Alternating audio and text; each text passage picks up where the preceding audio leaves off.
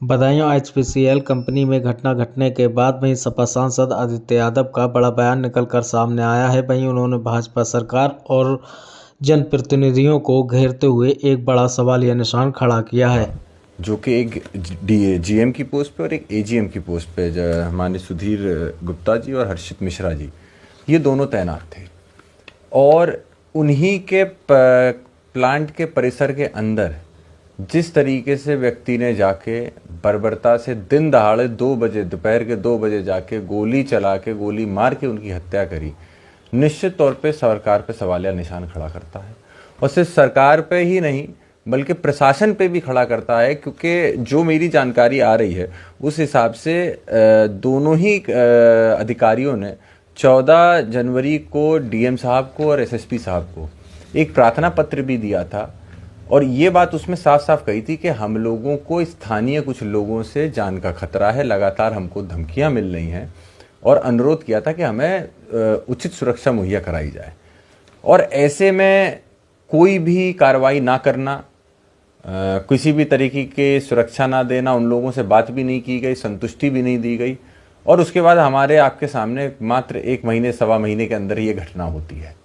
तो जहां ये सरकार की गलती है, वहीं पूरी तरीके से जिम्मेदारी प्रशासन की, शासन की, प्रशासन की भी होती है। हम लोगों को बताया जा रहा है कि इस घटना के अंदर जहां पे एक विशेष समाज के लोग इसमें दिखाई दे रहे हैं, वहीं साथ ही साथ कहीं ना कहीं राजनीतिक बड़े पदों पे बैठे हुए जनप्रतिनिधि भी कहीं ना कहीं इसमें सीधी तौर पे लिप्त पाए जाएंगे। अगर इसकी जांच होती है, एसआईटी के लिए जांच दी गई है, लेकिन हम अभी भी संतुष्ट नहीं है। हमारी मांग सीधे तौर पे है कि ये जांच सीधे सीधे सीबीसीआईडी, सीबीआई से कराई जाए, तब दूध का दूध पानी के पानी होगा। क्योंकि जो इसके अंदर परतें जब खुल रही हैं, आप जब यहाँ लोकल क्षेत्रीय लोगों से बात कर रहे हैं, तो जो नाम इसमें निकल के आ रहे हैं, निश्चित तौर पे वो सब नाम तभी सामने आ पाएंगे, और सुधीर के परिवार को, सुधीर को खुद को, हर्षित को, उनके परिवार को न्याय तभी मिल पाएगा जब इसकी सारी परतें सीबीसीआईडी खोल के रखेगा सामने, तभी कुछ ना कुछ हो पाएगा। मूल पॉइंट किस वो व्यक्ति खुद आके थाने में सरेंडर करता है। आनन फानन में आप जाके दिखाते हो कि शाम को मुठभेड़ में हमने उसको गिरफ्तार किया।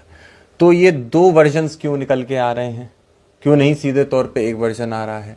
दूसरी बात, जब इतने बड़े प्लांट के अंदर ये घटना हुई, उस प्लांट के अंदर ये लोग गए हैं और वहाँ से निकले हैं, जो हमें समय तिथि बताई जा रही है जितनी देर ये लोग अंदर है, महज 5 से 6 मिनट की घटना है ज़्यादा से ज़्यादा। उन 4 से 5 मिनट के अंदर अंदर ये लोग अंदर जाते हैं, अपनी घटना को अंजाम देते हैं और बाहर आते हैं। और आप बताइए, कोई सीसीटीवी की फुटेज अभी तक नहीं सामने आ पा रही है। उसके बाद आपने कोई भी छोटी घटना, आज मैं ये कह सकता हूं कि कोई भी छोटी छोटी घटना होती है, हम लोग प्रशासन से तुरंत मांग करते हैं कि आप इनकी लोगों के अंदर सरकार का कोई डर भय नहीं रह गया है। इतने बड़ी फैक्ट्री के अंदर जहां पूरा प्रशासन है, आप बताइए, आप भी देखते हैं इतनी बड़ी बड़ी फैक्ट्रियां हैं, सबके अंदर सुरक्षा होती है, सबके यहाँ सिक्योरिटी होती है। अब जब जो सुरक्षा करने वाला ही खुद ही कहीं ना कहीं मर्डरर निकल रहा है, तो निश्चित तौर पे हम लोगों को ये तो देखना होगा कि इसमें कौन कौन थे दोषी। और मेरी मांग ये होगी कि सिर्फ वो व्यक्ति नहीं जिसने गोली चलाई, इसमें दोषी वो थाना इंचार्ज भी है जिसके पास सुधीर बार बार जाके चिट्ठी दे रहे थे कि मेरी जान को खतरा है, मुझे सुरक्षा दीजिए। इसके अंदर वो प्रशासन भी दोषी है जिसके पास डीएम एसएसपी साहब के पास जाकर सुधीर ने अपनी गुहार लगाई। इसके अंदर वो कंपनी के कर्मचारी भी दोषी हैं जो उस समय पे वहां सुरक्षा के तौर पे फैक्ट्री पे लगे हुए थे। वो जब वहां लगे थे तो कोई दूसरा अनऑथराइज आदमी कैसे अंदर घुस गया, पहली चीज। और हमें तो ये भी पता लगता है कि अजय प्रताप सिंह जो दोषी है, वो तो पहले खुद भी कर्मचारी था। उसको तो 2 महीने 3 महीने पहले किसी ना किसी अनियमितताओं की वजह से उसको खुद निकाला गया था बाहर, फैक्ट्री से बाहर उसको भेजा गया, तो उसको फैक्ट्री से बाहर निकाल दिया गया था। उसके 3-4 भाई वहां काम करते हैं। आप बताइए, उसकी माता के नाम पे डीलरी चल रही, और एक नहीं, इलीगली 6-6, 7-7 डीलरी वो चला रहा है। किस नेता के, किस जनप्रतिनिधि, किस अधिकारी या कौन सा ऐसा इन्फ्लुएंशियल ताकतवर आदमी है जिसके दम पे ये काम वहां पे हो रहा था? वो भी सीधे तौर पे इसका दोषी है। लग रहा है जो माता की बात से बिल्कुल सहमत हूं, इसलिए सहमत हूं क्योंकि हमें अभी भी कभी कहीं पे भी कार्रवाई होती हुई नहीं दिख रही, न्याय मिलता नहीं दिख रहा है। जब इतनी बड़ी घटना हो गई उसके बाद, अच्छा आप बताइए, पुलिस प्रशासन कह रहा है कि इलीगल कोई कट्टा था उससे फायरिंग हुई। आप बताइए 3 मिनट 4 मिनट में जाके 4 गोली अंदर चला के और बाहर वापस आ जाना और 2 लोगों की हत्या कर देना, क्या कट्टे से क्या कोई कर पाएगा? उसमें तो आपको एक फायर आप करेंगे, उसके बाद फिर आपको रीलोड करना पड़ेगा, तो उसमें ही आपको टाइम लग जाएगा। और जब पहली गोली चली होगी, यकीनन मेरा मानना है, जब पहली गोली चली होगी तो सेल्फ डिफेंस में जो अगल बगल व्यक्ति, जैसे मान लिया हर्षित पर अगर गोली चली पहली, तो निश्चित तौर पे सुधीर ने बचाव कराने के लिए आगे आते, और सुधीर पे चलती तो हर्षित आगे आते। अगर वहां पे कट्टा था तो निश्चित तौर पे ये घटना कहीं ना कहीं रोकी जा सकती थी। ये निश्चित तौर पे कोई ना कोई ऑटोमेटिक वेपन था उनके पास, और पुलिस इसकी जांच करे और उस हत्यार को भी सामने लेके आए जिससे ये हत्या हुई है। और सीसीटीवी फुटेजेस और जितनी भी सीडीआर है, लोकेशंस हैं, इन सब का किससे वो संपर्क में था, इसको पूरा दूध का दूध पानी का पानी करे। हम सिर्फ और सिर्फ सरकार की या योगी आदित्यनाथ मुख्यमंत्री जी के बुलडोजर की कार्रवाई से खुश नहीं होते हैं। आप बताइए, विदेशी निवेश की हम आप बात कर रहे हैं, जब इतनी बड़ी फैक्ट्री के अंदर जीएम, मैंने आपको बताया जीएम एजीएम जैसी पोस्ट पे कर्मचारी जो वहां पे काम कर रहे हैं, उन लोगों के अगर ऐसे हत्या हुई, कौन बड़ी कंपनी है, कौन बड़ी फैक्ट्री लगाने के लिए आपके उत्तर प्रदेश में आएगा? मुख्यमंत्री जी बार बार कहते हैं कि आप यूपी में आइए, यूपी के इंडिया समिट, यूपी समिट कराते रहते हैं, समिट में एमओयू करते हैं, लेकिन कहीं भी धरातल पे नहीं दिखता। और ऐसी घटनाओं के बाद जहां जंगल राज आज भी कायम है उत्तर प्रदेश के अंदर, ये जंगल राज ही तो है। दिन दहाड़े 2 बजे आप गोली मारे दे रहे हो, उसके बाद कोई कार्रवाई नहीं हो रही है। आप दोषियों को बचाना चाह रहे हो, उनके साथ जो जुड़े हुए लोग हैं उनको बचाना चाह रहे हो। मेरा सीधा कहना है, ये एक हत्या से अगर इसकी निष्पक्ष जांच हो जाए तो एक बहुत बड़ा गिरोह से सामने निकल के आएगा, जो सिर्फ और सिर्फ दातागंज क्षेत्र की या मूसाजाग क्षेत्र नहीं बल्कि पूरे बदायूं में पूरी तरीके से हावी है। क्या लोगों की जमीनों पर इलीगली कब्जे नहीं किए जा रहे हैं?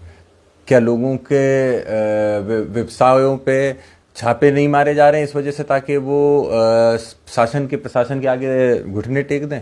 तो इस तरीके का जो माहौल बनाया जा रहा है, अगर इसको हमें खत्म करना है तो निश्चित तौर पे कि प्रशासन के पास, मैं तो कहूँगा सरकार के पास, मैं तो सीधे तौर पे कहता हूँ कि जैसा आपने कहा, सस्पेंड होना, ट्रांसफर होना ही सिर्फ न्याय नहीं होता है। निश्चित तौर पे किस तरीके से प्रशासन आने वाले समय में न्याय दिलाएगा, क्या उन दोषियों को जो पर्दे के पीछे थे इसमें शामिल, क्या उनको सामने लाने का काम कर पाएगा कि नहीं कर पाएगा, ये सबसे बड़ी बात है। और अगर आपको कार्रवाई करनी है तो आप उस अधिकारी पे भी कार्रवाई करिए, उस थाना इंचार्ज पे भी कार्रवाई करिए, और उन लोगों पे भी कार्रवाई करिए जो अजय प्रताप जैसे कुख्यात अपराधियों के साथ वर्दी में फोटो डालते हैं सोशल मीडिया पे और अपने आप को उससे जोड़ने का काम करते हैं, उनके परिवार वालों के साथ बैठ बैठ के घूमते हैं। ऐसे लोगों को सस्पेंड करिए ताकि ये एक नज़ीर बने आपके ज़िले के अंदर कि आने वाले समय में कोई भी किसी भी अधिकारी, बड़े अधिकारी पे, किसी भी बड़े लोगों पे, बेकसूर लोगों पे ऐसी बर्बरता ना बरसा पाए। प्रयास जरूर करेंगे उठाने का। विषय लॉ एंड ऑर्डर का है, लेकिन जो व्यवस्था केंद्र सरकार ने हम लोगों को दी है पार्लियामेंट के अंदर, उसमें कई ऐसे मुद्दे होते हैं जिनको हमें आराम से उठाने का मौका नहीं मिलता है।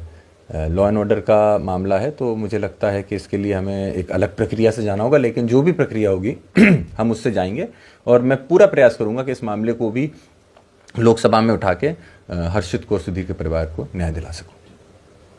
जी, मैंने कल ये जो परीक्षा हुई इसमें ये सवाल आया था आप एसआई की परीक्षा में, और जब मैंने भी ये सवाल देखा तो पहले मैं खुद भी अपने आप में शौक था कि ये किस तरीके से जो भी परीक्षा लिख बना रहे हैं वो किस तरीके के सवाल इसमें डालने का काम कर रहे हैं। देखिए, भारतीय जनता पार्टी की सरकार में मैं उत्तर प्रदेश में ये कह सकता हूँ कि पिछले कई समय से हम देख रहे हैं कैसे क्रमांक तरीके से एक के बाद एक ही समाज के लिए, और बुद्धिजीवी समाज है ब्राह्मण समाज, उसके लिए लगातार भारतीय जनता पार्टी किस किस तरीके के कृत्य कर रही है। आपने इलाहाबाद में जो घटना हुई वो भी देखा।